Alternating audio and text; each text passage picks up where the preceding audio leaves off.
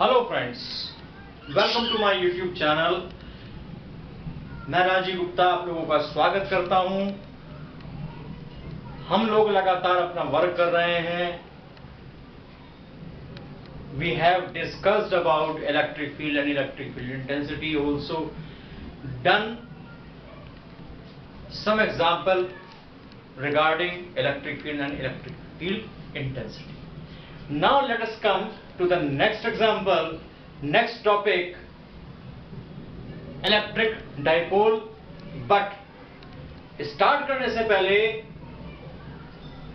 Channel को subscribe करें, video को लाइक करें, शेयर करें और बेल आइकन को जरूर दबाएं, जिससे कि आने वाली नई वीडियो की नोटिफिकेशन आपको मिले और तुरंत वीडियो आप देख सकें।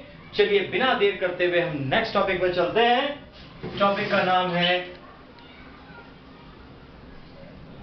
Electric dipole. जो नाम दिया है electric dipole, why it is called electric dipole? Electric is because of using electric charges. Dipole means the two ends. कैसे two ends होने चाहिए? ऐसे एक ऐसा सिस्टम जिसके अंदर दो इक्वल अमाउंट के चार्जेस हों, both are opposite in nature, kept at a small finite distance. एक हमने चार्ज दिया माइनस क्यू, एक चार्ज दिया plus q, then separated by a small finite distance twice l, this whole system is said to be electric dipole. Electric is because of using charges. Dipole means two ends. एक end पे positive charge होगा, एक and पर negative charge are separated by a small finite distance. So how can you define?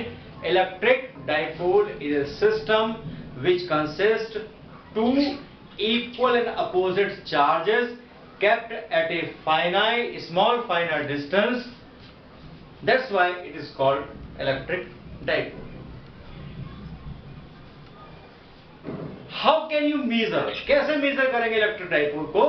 Electric dipole is measured by electric dipole moment.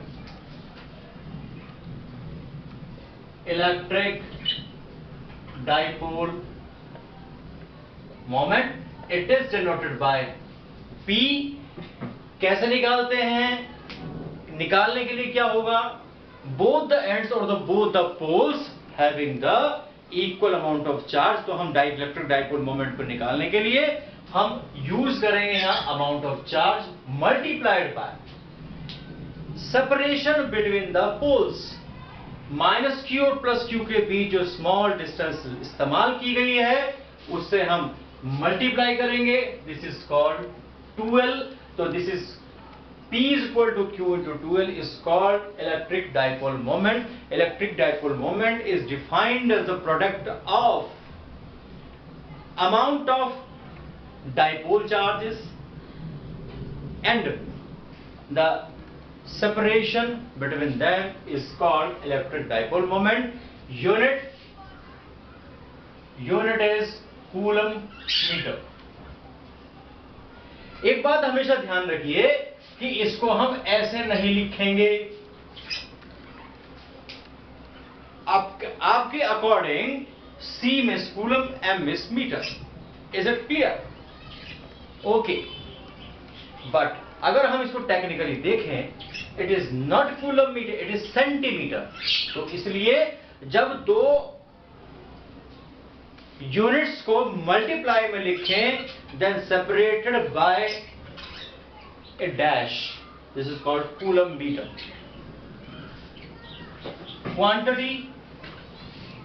Quantity कैसी है भैया?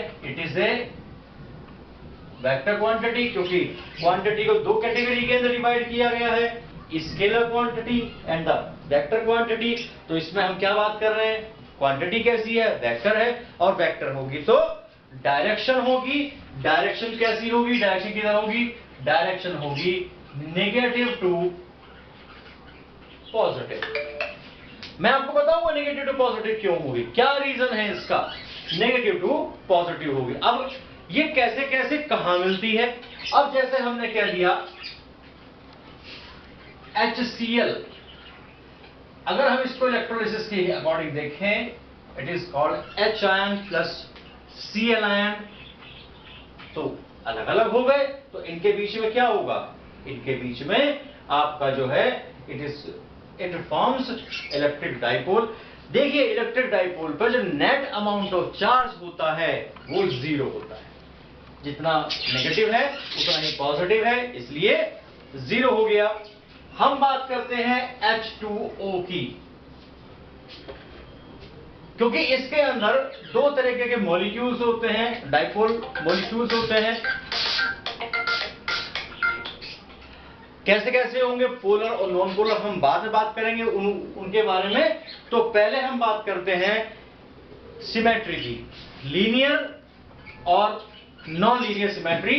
हम देखिए इसमें करते हैं OH, H2 negative, single positive, तो क्या होगा, एक इसका नेगेटिव इसके साथ मिलकर के क्या बनाएगा, डाइपोल बनाएगा।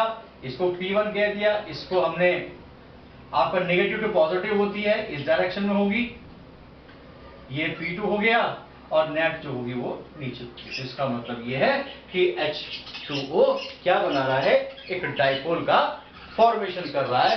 तो इस तरीके से हम HBr में कह सकते हैं, ये आप इसको नोट करिए। नेक्स्ट टॉपिक अभी स्टार्ट करते हैं।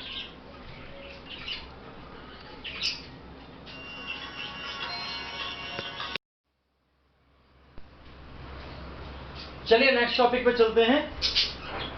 अब हम जो कैलकुलेट करेंगे वो करेंगे electric field due to electric dipole, electric field due to electric dipole, और इसमें भी पहली कंडीशन है एक्सियल पोजीशन। सबसे पहली बात आपको एक्सियल पोजीशन क्लियर होनी चाहिए। एक्सियल पोजीशन का मतलब क्या होता है, the point lying on the axis of dipole. मान लो यहां पर एक पॉइंट P है, यहां -Q plus Q A B, जो सेंटर है उसको हमने O कहा है, जो टोटल सेपरेशन है वो है 12। तो हम जो मेजर करेंगे, जो भी डिस्टेंस डाइपोल में मेजर करनी है, फ्रॉम सेंटर टू पॉइंट करनी है, तो small r is a distance from O to P। तो A से लेके P तक की डिस्टेंस कितनी, देखिए L ये हो गया, R ये हो गया, L प्लस R। यहां से यहां तक की डिस्टेंस हो गई R माइनस L।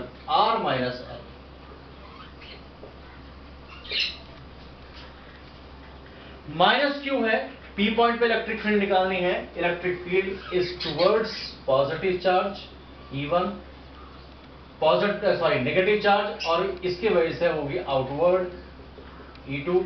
अब इलेक्ट्रिक फील्ड जो डिपेंड करती है वो अमाउंट ऑफ चार्ज और डिस्टेंस पर डिपेंड करती है। सबसे पहले हम क्या करते हैं, electric field at P due to -Q कितना होगा, E1 1/4 pi epsilon naught Q upon, distance ली जाएगी -Q से यहां तक की, R plus L whole square, और electric field at P due to plus Q E2 होगा 1/4 pi epsilon 0 Q upon R minus L whole square.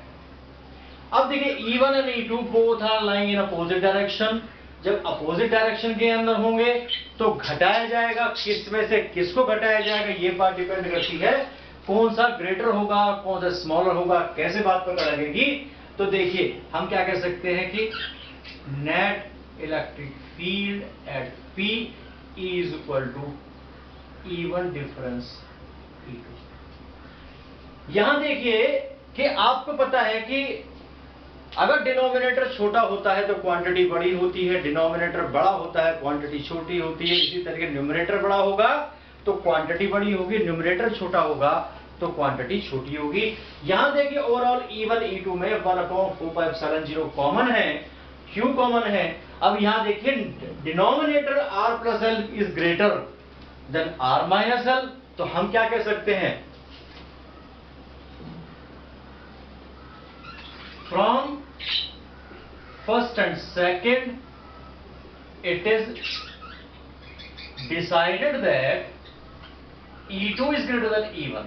तो E2 की वैल्यू E1 से ग्रेटर है, तो क्या ले सकते हैं, E is equal to E2 minus E1।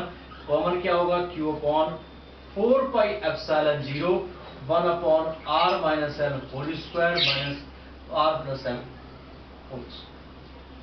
तो हमने इसको इस तरीके से लिख दिया। अब हम क्या करते हैं, इसके अंदर हम एलसीएम लेते हैं, Q अपॉन 4πε0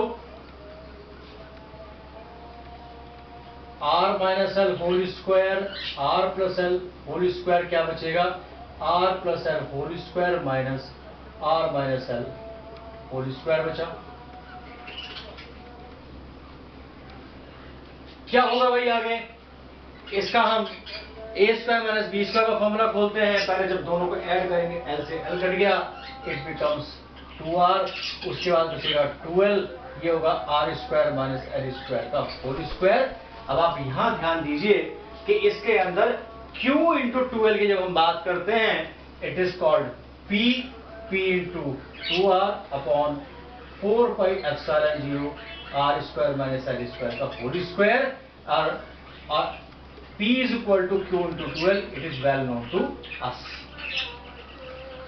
कंडीशन है कि if R is too much greater than L, तो उस कंडीशन के अंदर R L को अप्रोक्सीमेटली हम 0 कंसीडर कर लेते हैं। जो हम L को 0 कंसीडर कर लेंगे तो क्या बचेगा, R square remaining only, R square to whole square power हो गई 4, एक R ऑलरेडी ऊपर एग्जिस्ट करता है, तो क्या हो जाएगा, E is equal to 2P upon 4πε0 R।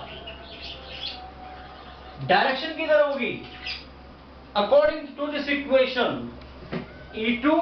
E1 is subtracted from E1, so the direction of net electric field lies in the direction of E2। इस तरफ हमारी इलेक्ट्रिक फील्ड की डायरेक्शन होगी, क्या होगा, टुवर्ड्स E2।